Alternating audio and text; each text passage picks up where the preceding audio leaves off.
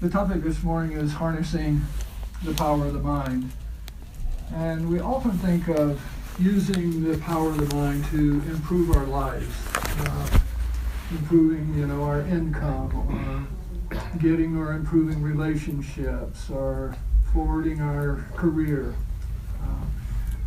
But this morning I'd like to talk about using the power of the mind to go deeper into what Master calls the higher teachings of India.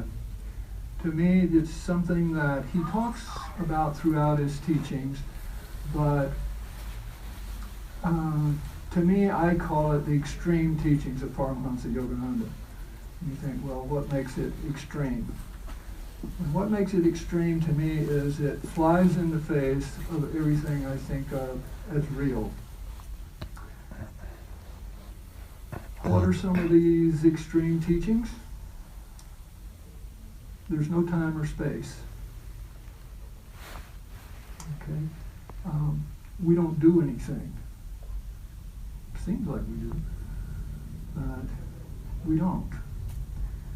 Then creation is nothing but consciousness.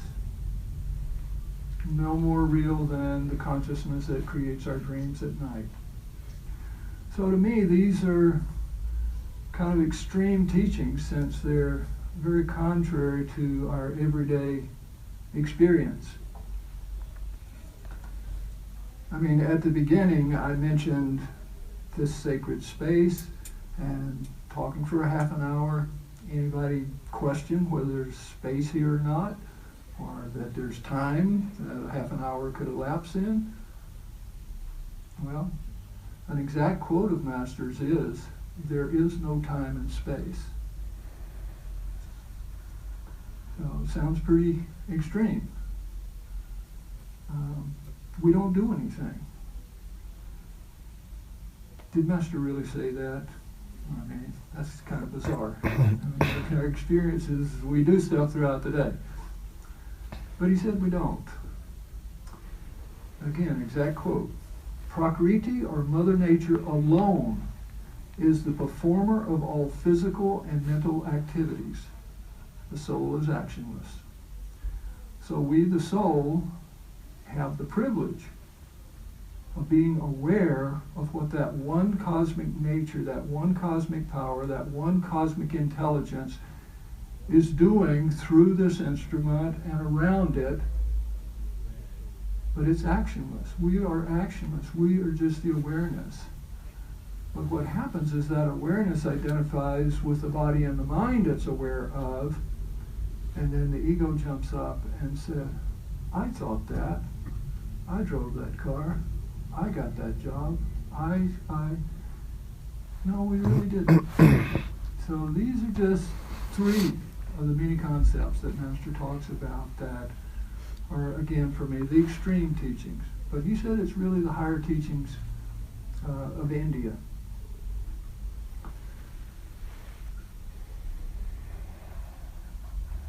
Creation is nothing but consciousness, like our dreams at night. Master was in the Encinitas Hermitage with a group of disciples, and he said, "This very room and the universe are floating like a motion picture on the screen of my consciousness. That this creation is not but a motion picture created out of God's light seems incredible, but it is true." It seems incredible, but it is true. We read things like this of Master, but I think we quickly pass over them because they don't set well. And a little too far out there. And I mean, the Guru said, so we believe it, but let's move on here. So it's kind of like, it reminds me of what Winston Churchill said. "Everyone stumbles over the truth from time to time, but most people pick themselves up and hurry off as if though nothing ever happened." And so we stumble over these things in Master's teachings, but we quickly pick ourselves up and turn the page because it's just not comfortable. It doesn't fit our framework of our everyday experience, and we don't want to question that too much and crack that open.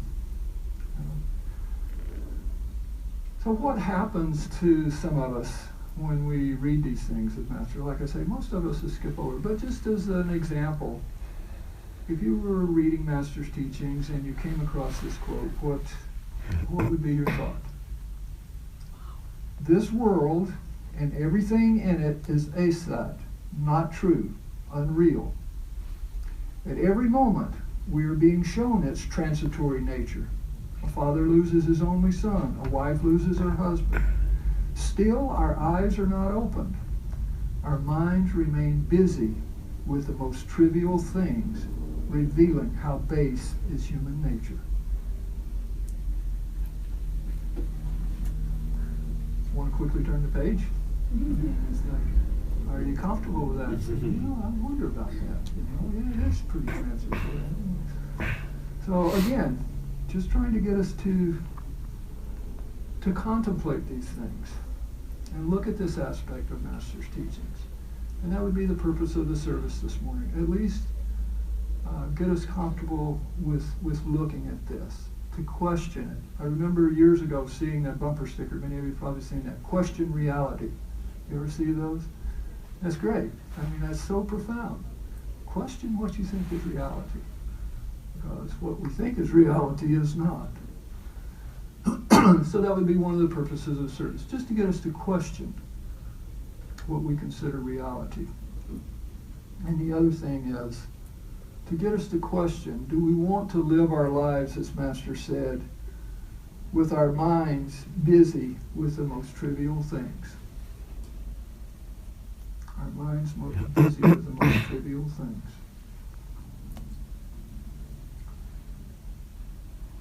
Some spiritual traditions say that creation doesn't exist. But Master said it does exist, but it doesn't exist the way we think it does.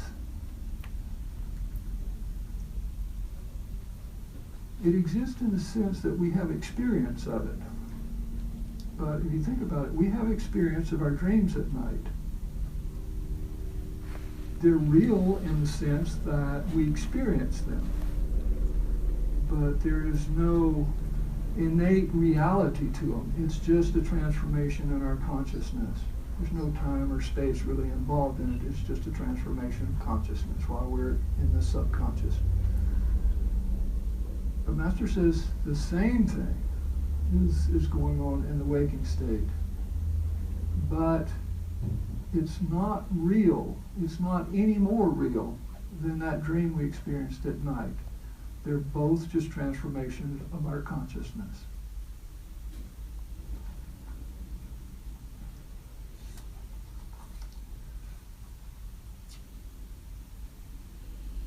I know in talking about this subject, sometimes people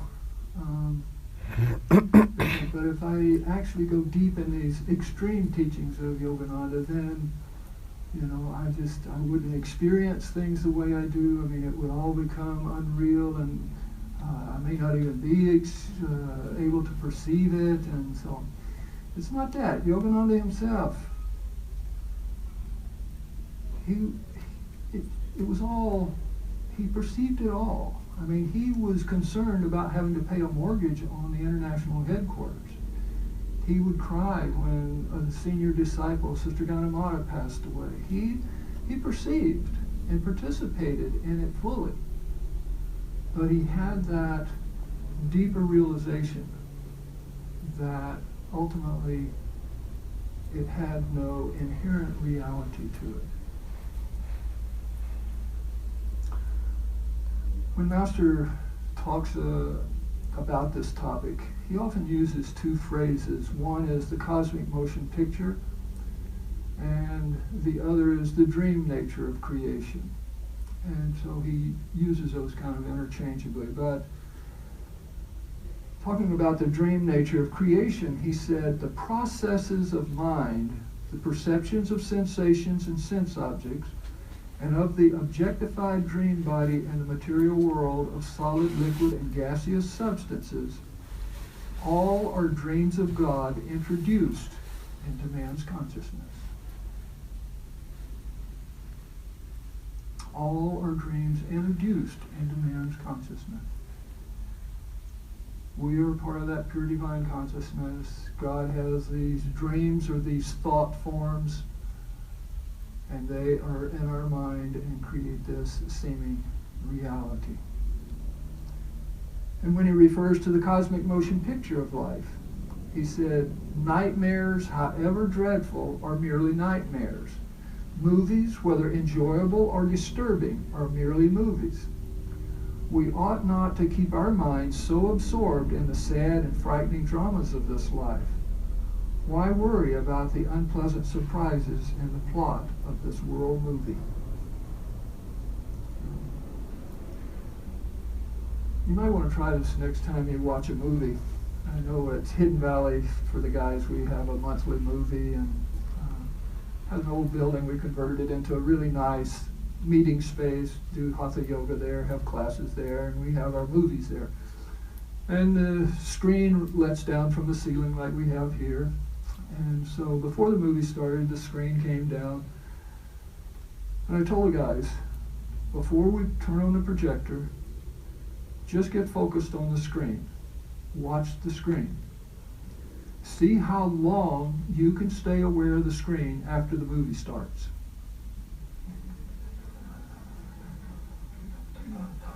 Get absorbed in that movie pretty quick. Well, depending on what it is, but most of them you do. And it's the same thing with us. We can meditate, we can get into that stillness, we know we're that pure divine consciousness, and yet as soon as we open the eyes, man, we're right there with the world again. We completely forgot the screen that it's appearing on. So I would encourage you, experiment, seriously, even with the movie screen. But even more importantly, with the screen of your consciousness. You can do it when you're in meditation, at the end of your meditation, or when you're waking up in the morning before the consciousness comes out and gets all involved with the world. As soon as you're aware, just keep the eyes closed, listen to what sounds you can hear, and then gradually open your eyes. And instead of thinking, I'm coming back out of sleep into the world, be aware that all of these sensations you're having, all these sense perceptions, they're coming into your consciousness. It's not like you are going out into some external world. The external world is just coming into your consciousness. So it's a tremendous exercise if we're serious about this. Because that screen of consciousness that's the core of our being is what we really are. It's always there. Always has been, always will be. Because it's outside of time and space. And this, as I've shared with you before, one of the most meaningful quotes from the Gita for me is one that Sri Mata used to quote again and again and again. And she said, quoting Krishna, "Become anchored in that which is changeless." Become anchored in that which is changeless. And there's only one thing that is changeless about us, and that is that pure awareness. It was aware there when we were riding a tricycle, when we learned to ride a motorcycle or drive a car or got our first job or got on spiritual path. Just one unmoving awareness that all of this is passing in and out of.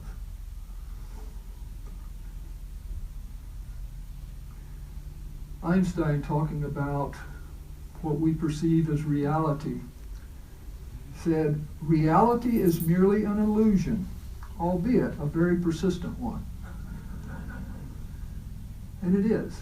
It's just we've experienced it for so long and taken it for real for so long. It is our, quote, reality, you know.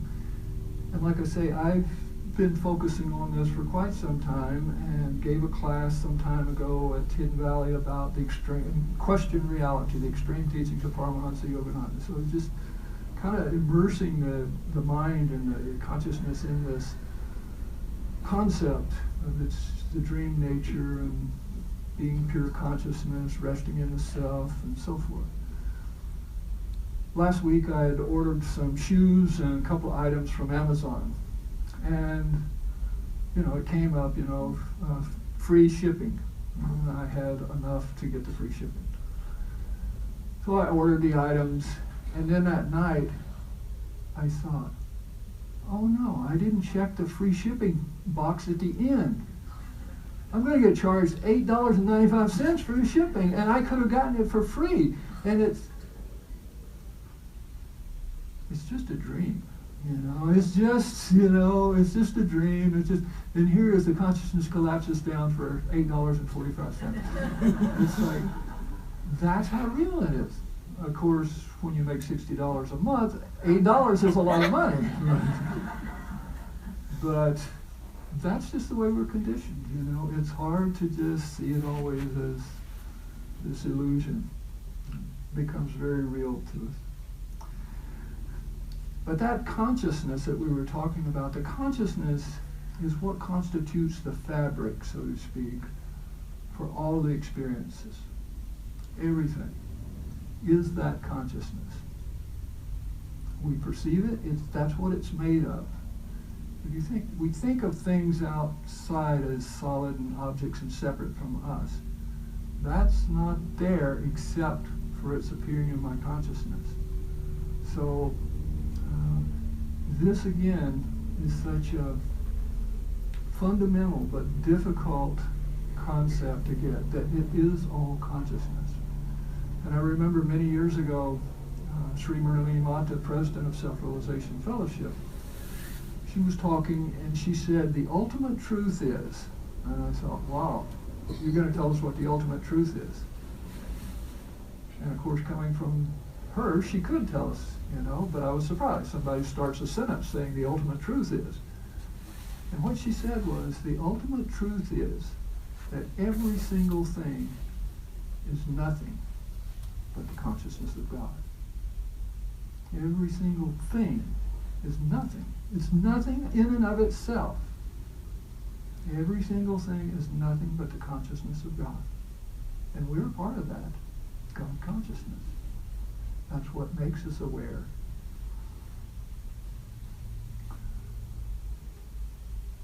The Master said basically the same thing. He said, everything is the vibration of God's consciousness condensed into electromagnetic waves.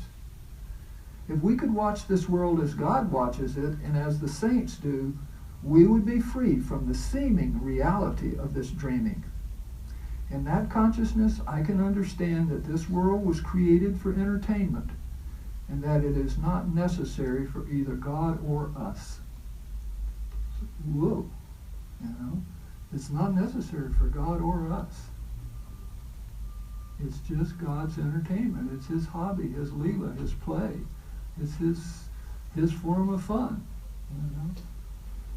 Although Master said, even though he understood, he still argued with God about it. Why all the unpleasantness of it? And in those latter years of Master's life too, he said, remember, on one little piece of thought is the whole universe resting. And when you rub off that thought at night, the whole universe tumbles away. And if we contemplate this in the dream state, the deep sleep state, on one little thought, our whole external perception is resting. When that thought is rubbed away, when the consciousness shifts from waking state to dream state and then to deep sleep, the universe is gone. And then when the consciousness changes again, comes back to the waking state, then this appears in it. But it's just the way Master said it. You run that one little thought away, and the universe is gone.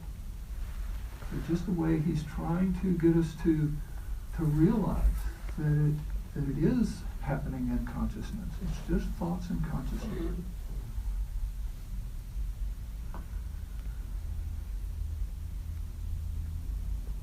Master said, there is no time nor space. Everything is happening in your own thought.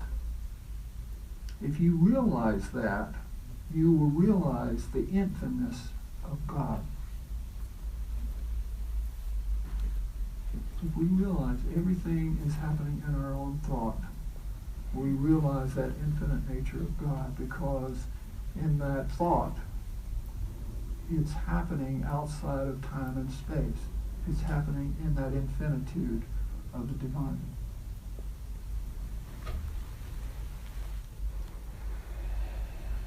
I mentioned that Lord Krishna said, become anchored in that which is changeless. I came across something of a saint that expressed that same thing, but in slightly different ways. And he said, learn to distinguish the immovable and the movable. If we in meditation can get into that stillness and perceive that pure transcendental divine consciousness, that's immovable. And if we can get to a point where where our consciousness is so anchored in that immovable part, then we realize it's movable is happening in that immovable. So he said, learn to distinguish the immovable and the movable, the unchanging and the changing, till you realize that all differences are in appearance only and oneness is a fact. All differences are in appearance. The oneness of that consciousness, it's just one consciousness. And the appearance of differences are just happening in that one consciousness.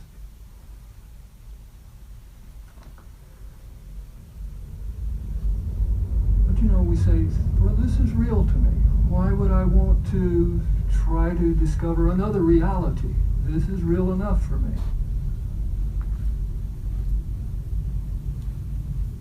Well, for some, there's no choice. I was talking to a gentleman at Hidden Valley recently, and we had a class along these lines.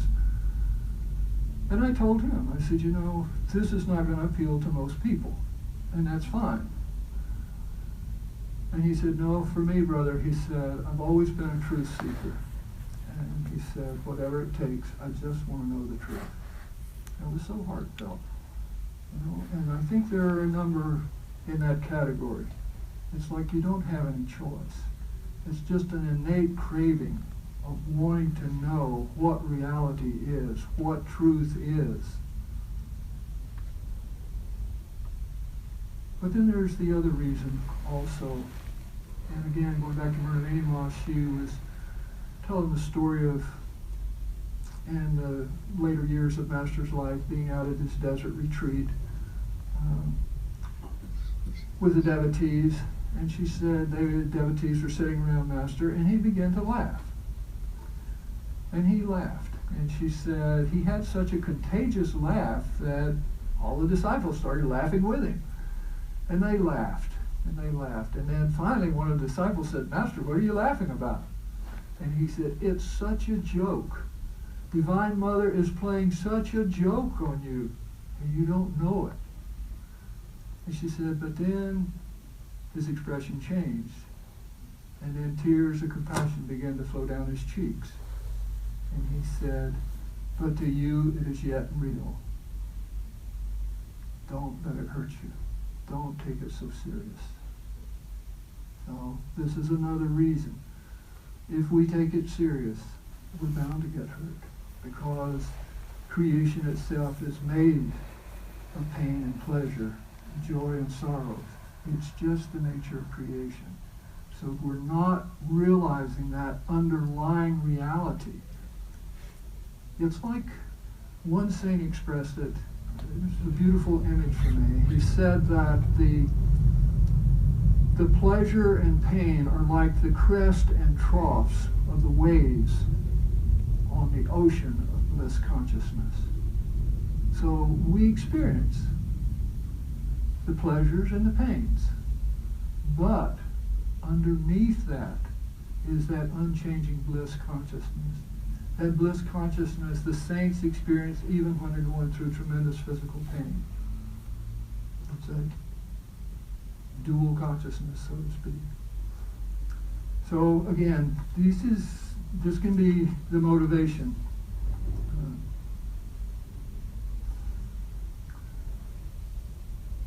The Master said, health and disease and pleasure and pain are the greatest troublemakers, because we have given them a reality they do not possess. Health is a likable thought, and disease is a very troublesome thought.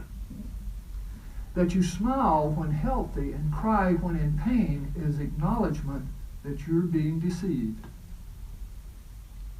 You are spirit. You must be free from the limitations of opposite thoughts.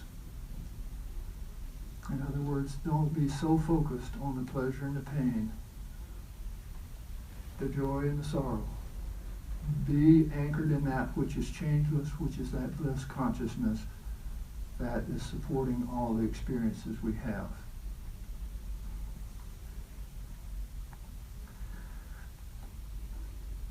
If some of us were interested in going deeper into this, where would we start? Well, to me, one is to cultivate that thought that this really is a dream. It really is a cosmic motion picture. You cultivate that. Master said, hold to the thought that this earth life is like a motion picture. It is not real. So that would be one of the first things. Cultivate that overarching attitude that it's all unreal. And you think, yeah, well, but it sure seems real. Well, keep cultivating the opposite direction. It's not real. You think, well, but I don't perceive it that way. And so I seem, like I'm hypocritical saying it doesn't exist.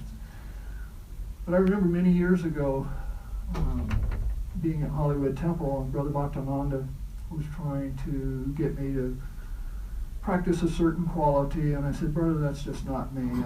I would feel hypocritical trying to act that way. And he said, no. He said, Master used to often quote from Shakespeare, assume the virtue though you have it not. He said, if you sincerely want the quality, then you're not being insincere by trying to behave that way. So we're not being insincere if we sincerely want to cultivate this realization. And to help us do this, there's several places, like I say, it's throughout Master's teachings, but if you just wanted a place to start, you could listen to the CD entitled The Great Light of God. And then the other one is Awake and a Cosmic Dream. Those two CDs are amazing. And then in the book Journey to Self-Realization, there's a talk by Master entitled A World of Cosmic Entertainment, and in Divine Romance, Why Evil is a Part of God's Creation. He said, we are in a dream state. The only way to wake up is to refuse to recognize anything as reality except God. So again, going back to Merlini Ma's quote, everything, every single thing is nothing but the consciousness of God. So again, refusing to accept anything as this solid matter in this time and space. Sure, we have to function in it. But our underlying conviction is that it's all consciousness of God. One of the things that prevents this realization is the attachments that we form. Whether it's to people, places, things, if we become attached to it, meaning we get an emotional involvement in it, it just collapses down the consciousness and makes it very difficult for us to think of that thing and other things as not being real because I'm attached to it. And this is why Master said, do not love one thing more than another, because things will change. Therefore the saints say, do not become attached. You should enjoy things without becoming attached to them. Delight in the vast play of life, but do not take it too seriously. God is joy, and He created you in joy. So again, being immersed in that deeper consciousness of God's sea of bliss consciousness instead of attached to one little thing here and there, constricting the consciousness down. And another kind of fun way to impinge this concept in our consciousness is to be attentive to our dreams. Learn from our dreams. In fact, Master said, the divine magician shows us in the dreamland that our subconscious mind can create the magic that the divine magician has created in the world.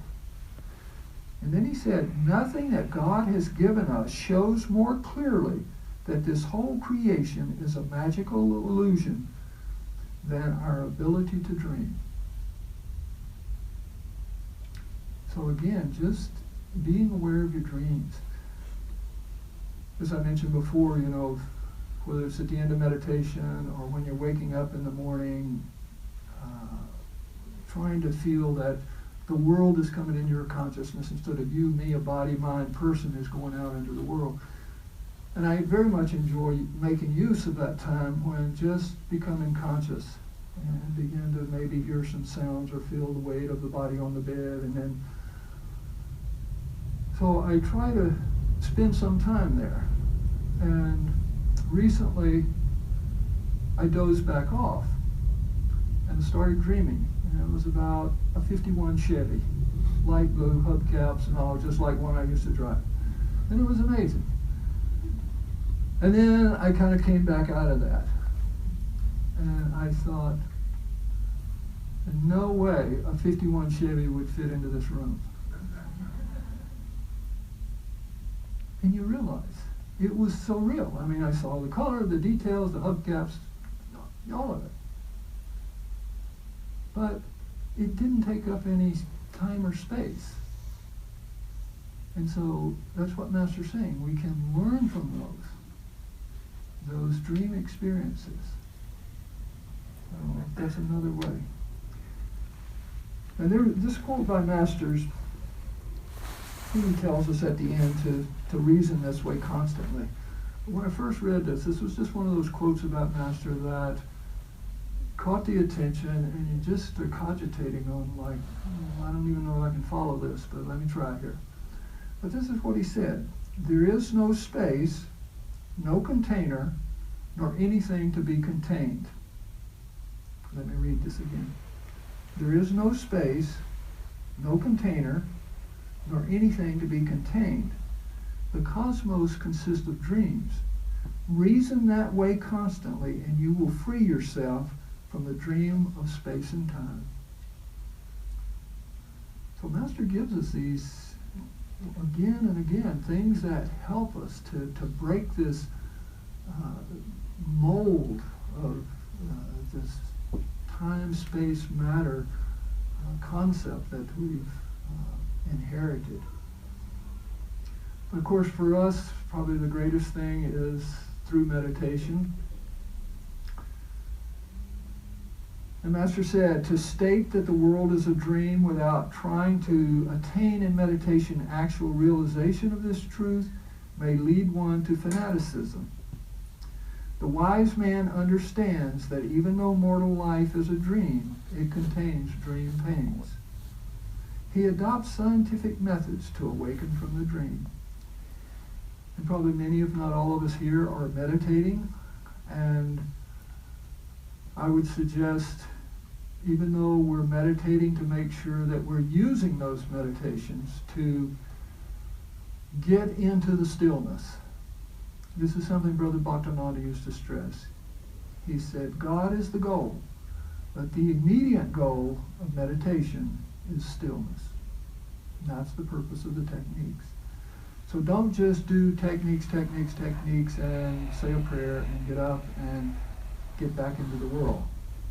Spend time in that stillness so that that becomes our identity, that it becomes our reality, that becomes who we actually are. We begin to know that through again and again touching that stillness of meditation. And Sri Dayamata said, God put us here on earth in the midst of endless trials and heartaches and burdens, with very few joys and with pleasures that are so short-lasting. This is a world of delusion he has created. But he also gave us a means of escape a way to remember that we're individualized reflections of his being. That means of escape lies in the stillness which all of us have within us, but which very few know anything about. The means of escape lies in the stillness which all of us have within us, but which very few know anything about. And even some that are meditating know very little about it, because we don't recognize the importance of that. We don't recognize we are that transcendental consciousness of stillness. But I would encourage us all, if we're at least interested in the least, in this aspect of Master's teachings, what again I refer to as the extreme teachings, to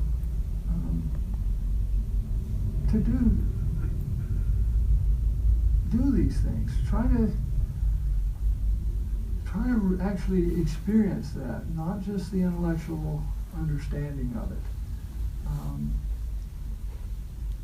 So many devotees in following the spiritual path, what should I say? Well, the best way I know to express is what I say again and again, that the goal of the spiritual path is not to become a spiritual person. The goal of the spiritual path is to not be a person. We miss that divine consciousness by becoming so identified with a personal egocentric consciousness. And this is what Master said. Although there are many who are interested in God, real seekers are few, because hardly anyone tries to understand his way out of this dream drama. Hardly anyone tries to understand his way out of this dream drama. Many of us, even on the spiritual path, we're not trying to find the way out. What we're trying to do is make the prison more comfortable. And that becomes our whole life, trying to adjust everything so I can at least be somewhat comfortable here. I can be a spiritual person. But again, I would encourage us to at least question what we consider as reality. And going back to that quote of Master's where he said, "This world and everything in it is asat, not true, unreal. Our minds remain busy with the most trivial things." Our minds remain busy with the most trivial things. And when I read that recently, it reminded me of the one quote that has been the most motivating quote of Master's for me for decades. And that's the simple sentence where Master said, "Do not permit life to cheat you." Do not permit life to cheat you, because that's what the illusion is set up to do. And if we continue to take this as real all the way up to the end, we're going to realize, I got cheated this time around. I never questioned it. I just bought into the illusion just like everybody else.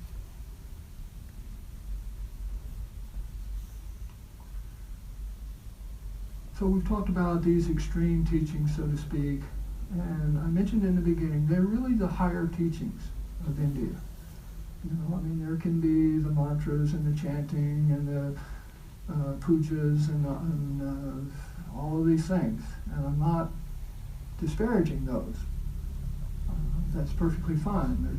We got to do nice things here in the dream, and those are all fine. But they're not the higher teachings. And listen to what Master said. Do not pay undue attention to the passing scenes of life. You are the immortal self, living only temporarily in a dream that is sometimes a nightmare. That is the higher philosophy of the Masters of India. And of course, that great Master of Wisdom, Swami Sri Yukteswar, he wrote that little book, Holy Science, which to me is on the higher teachings of India. And in there he says, Troubles are born from ignorance. Ignorance is the perception of the non-existence and the non-perception of the existent. Through ignorance, man believes that this material creation is the only thing that substantially exists, there being nothing beyond, forgetting that this material creation is substantially nothing and is a mere play of ideas on the eternal spirit, the only real substance beyond the comprehension of the material creation. So again, it is beyond the comprehension of creation. It's beyond the comprehension of the mind. But it's not beyond our experience. It's not beyond our being this reality, because it's what we are. This material creation is substantially nothing and is a mere play of ideas on the eternal spirit, the only real substance.